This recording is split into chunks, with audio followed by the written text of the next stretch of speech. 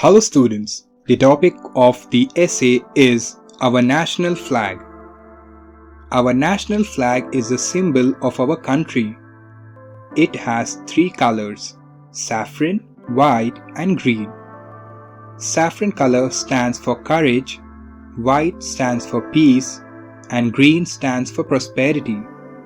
In the center of the white stripe, there is a blue wheel called the Ashoka Chakra. The Ashoka Chakra has 24 spokes. Our flag is always treated with great respect. We hoist the flag on special days like Independence Day and Republic Day. We see it in many places like schools and government offices. It is important to respect our national flag. Our national flag makes us proud of our country. Don't forget to subscribe.